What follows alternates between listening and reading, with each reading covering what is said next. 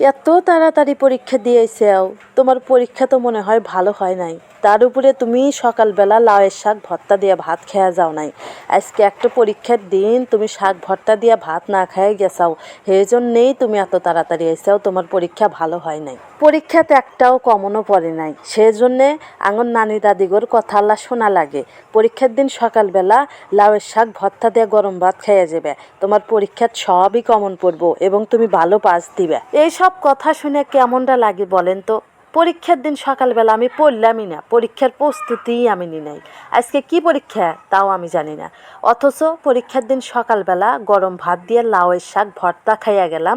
আর আমার পরীক্ষার হলে যায় সব মনে পড়ে গেল, সব কমন পড়লো এবং পরীক্ষাও ভালো হইলো আর আমি ভালো পাস দিলাম। এই কথাগুলোর কি কোনো ভিত্তি আছে? আমার কাছে তো কোনো ভিত্তি নাই, কিন্তু আমার গ্রামের মানুষের কাছে এই কথাগুলোর ভিত্তি আছে।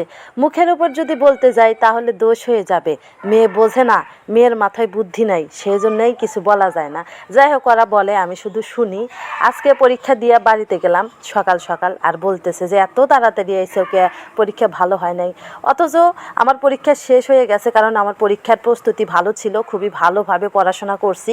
পরীক্ষার হলে যে আমার সবই কমন পড়ছে, তাড়াতাড়ি লিখে বাড়িতে চলে আসছি। অথচ আমার এই কথায় কেউ গুরুত্বই দিতেছে না। সবার ভাষ্য, আমি পরীক্ষার দিন সকালবেলা, মানে আজকে সকালবেলা আমি লাউয়ের শাক ভর্তা দিয়ে গরম ভাত খাওয়া যায় নাই, তাই আমার পরীক্ষা ভালো হয় নাই। যাই হোক, কেউ এসব কথা কানে নেবেন না। প্রস্তুতি ভালো থাকলে পরীক্ষা এমনিতেই ভালো হবে। আপনার লাউয়ের শাক ভর্তা খেতে হবে। যাই হোক বন্ধুরা, কে কি বললো সেটা দেখার বিষয় আমার নয়, কারণ আমি পরীক্ষা কেমন দিয়েছি সেটা শুধু আমিই জানি। সবাই ভালো থাকবেন, সুস্থ থাকবেন। পরবর্তী ভিডিওতে আবারও দেখা হবে, তার আগে আমার এই ছোট্ট চ্যানেলটাকে সাবস্ক্রাইব করে দিবেন। আর যারা পেজ থেকে দেখলেন অবশ্যই পেজটাকে ফলো দিয়ে দিবেন। ভালো থাকবেন, সুস্থ থাকবেন, আবারও দেখা হবে। আল্লাহ হাফেজ।